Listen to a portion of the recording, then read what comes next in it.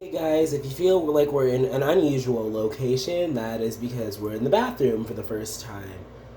Actually, I think I did a plant tour where we came in here once to show you my Phalaenopsis orchids, which is the subject of our video today because we're going to be talking about how and when to water orchids because I'm so sick of seeing the just add ice every 2 weeks or whatever that is, and then people kill their orchids. First of all, if you've ever bought an orchid and it said just add ice and place ice cubes on like the soil to water it every couple of weeks, like, no, 3 ice cubes is not going to cut it. Number one, that's not evenly distributing the water.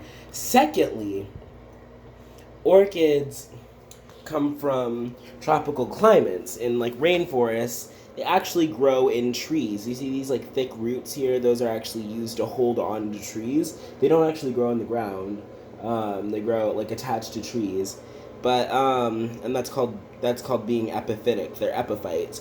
So for watering them indoors, first of all, you'll notice that the soil is actually sphagnum moss rather than and it's the actual moss form and not the ground up potting mix type of stuff. So you can grow them in this. You could add perlite and orchid bark, or you can grow them in clay pebbles. There's a lot of different things people grow them in. Sometimes they grow them in bark, sometimes sphagnum moss like me, sometimes a mixture, sometimes clay pebbles. But anyway, so that's the first thing, is making sure that they're in the proper soil mixture. But anyways, that's not really the point of the video. I'm just talking about like watering. So I have 2 orchids here. I just watered this one so that I could demonstrate a clear sign on when you should water your orchid. This will also clear up the question, why are orchids so commonly grown in clear pots? Orchids, because in the wild they grow on trees, a lot of their roots are exposed to air and light.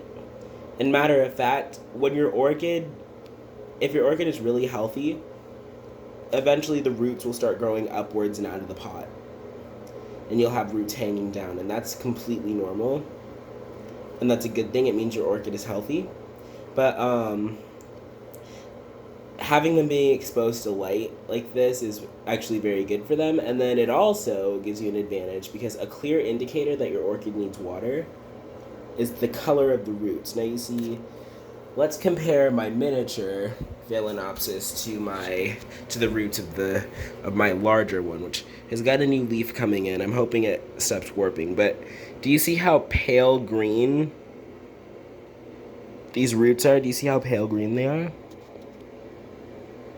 That means it's time for watering. Now this one's been watered, so its roots are darker now. But when the roots are pale green, it means they need to be watered. And the only other thing that you need to check before watering it is the mixture dry, and this is very dry. You want to let it dry out in between waterings, and then you just want to take some lukewarm water.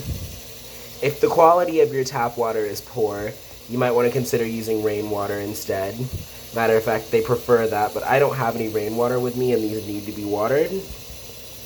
Also, don't do what I did and get water in between the leaves. It won't kill it if it's just a little bit, but they definitely prefer to not have that happen. But basically, you just want to get some water, some warm water. Never water with cold. That's why the adding ice cubes method is unreliable. The climate that they live in, they would never experience snow or freezing water, freezing rain, or anything like that. So putting ice cubes onto the surface of the soil and then giving them something frozen will stress them out and in some cases kill them.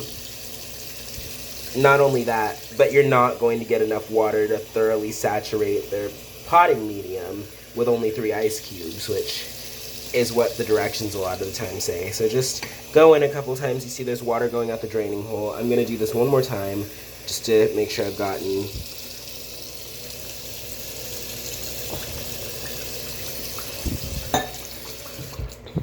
all of it, like so.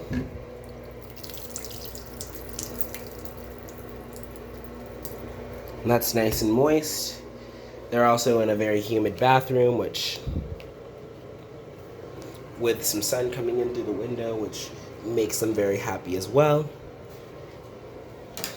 But basically, that's how and when to water an orchid. If you have rainwater instead of tap, that works really well. But if tap is what you have on hand, don't bother wasting bottled water because they can handle tap as long as the quality of that tap water isn't, excuse me, extremely poor.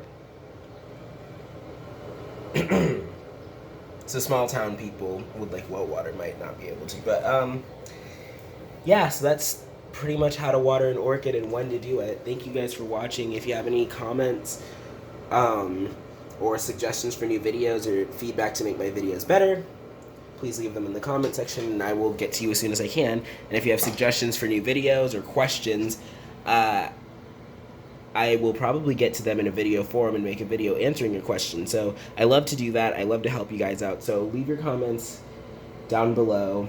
Make sure to like this video, subscribe for more content, and I will see you guys in the garden next time. Bye!